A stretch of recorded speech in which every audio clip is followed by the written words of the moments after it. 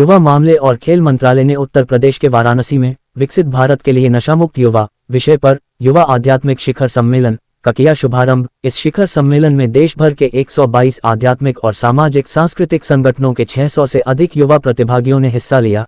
केंद्रीय युवा मामले एवं खेल तथा श्रम एवं रोजगार मंत्री डॉक्टर मनसुख मांडविया ने कार्यक्रम में कहा कि 15 अगस्त 2022 को लाल किले से भारत के 76वें स्वतंत्रता दिवस के संबोधन के दौरान प्रधानमंत्री नरेंद्र मोदी ने अमृतकाल के पंच प्राण के माध्यम से अगले 25 वर्षों के लिए अपना दृष्टिकोण साझा किया। उन्होंने इस बात पर जोर दिया कि 2047 तक भारत को एक विकसित राष्ट्र बनाने में युवाओं की महत्वपूर्ण भूमिका होगी, क्योंकि देश की 65% आबादी 35 वर्ष से कम आयु की है।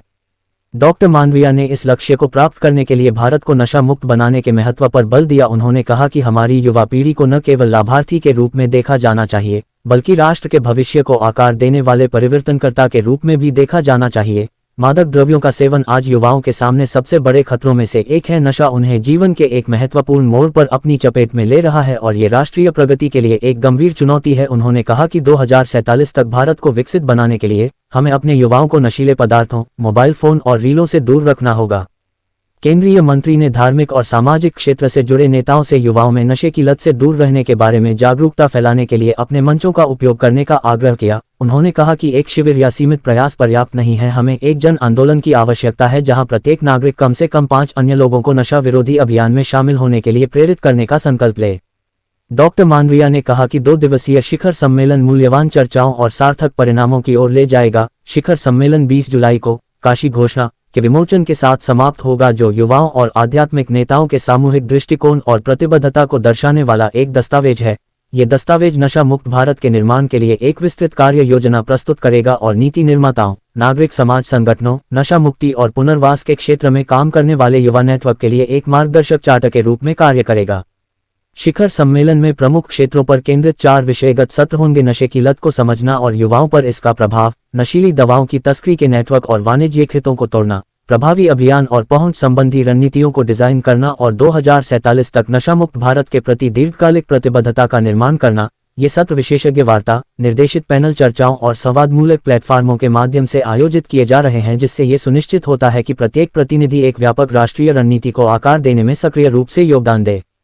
वाराणसी से संतोष कुमार सिंह की रिपोर्ट। वर्तमान समय में मोदी जी ने विकसित भारत का लक्ष्य रखा है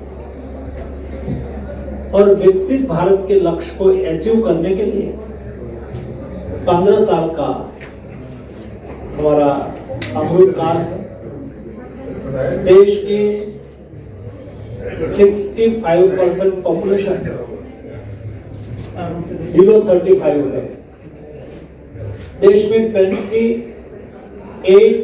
इयर्स देश की एवरेज एज है, यानी कि देश में यूथ ये हमारी शक्ति है। ये देश युवा देश है। ये देश के युवा की शक्ति विकसित भारत के लिए उपयोगी हो। देश के युवा विकसित भारत के लिए अपना कर्तव्य का निर्वहन करें और विकसित भारत के लिए हमारे सामने जो चैलेंज है उसमें से एक चैलेंज एडिक्शन है, नशा है। आज देश और दुनिया में युवा नशा की लत से अपने जीवन को बर्बाद कर रहा है, अपने फैमिली को बर्बाद कर रहा है और समाज को भी नुकसान कर रहा है। ऐसी स्थिति में मोदी जी के नेतृत्व में एक सामूहिक अभियान हो, जन भागीदारी युक्त अभियान हो, जिसमें सरकार, स्पिरिचुअल ऑर्गेनाइजेशन, समाज सेवी संस्थाएं, समाज के अग्रणी लोग, देश के युवा, सब लोग साथ में मिलके एक बहुत बड़ा अभियान के रूप में विकसित भारत नशा मुक्त अभियान हमें चलाना है।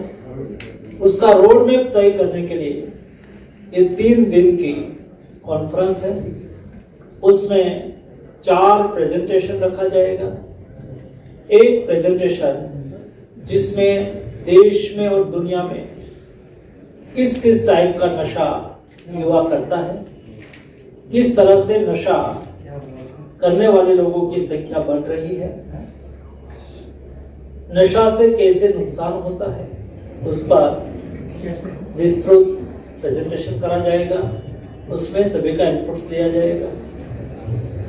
नेशनल और इंटरनेशनल ड्रग्स का कारोबार कैसा है, कैसे ड्रग्स एक नेक्सस के रूप में देश में फैल रहा है, उसके ऊपर एक विषय रखा जाएगा।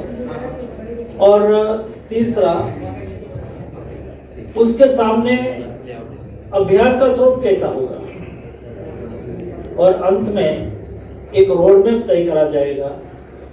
ये रोड मैप के आधार पर एक सामूहिक जिम्मेवारी के रूप में आने वाले 5 सालों में नशा मुक्ति अभियान और विकसित भारत चलाया जाएगा। उसका रोड मैप तय करने के लिए, उसके ऊपर विचार विमर्श करने के लिए, लोक भागीदारी सुनिश्चित करने के लिए ये 3 दिवसीय कॉन्फ्रेंस हमें बहुत उपयोगी होगी।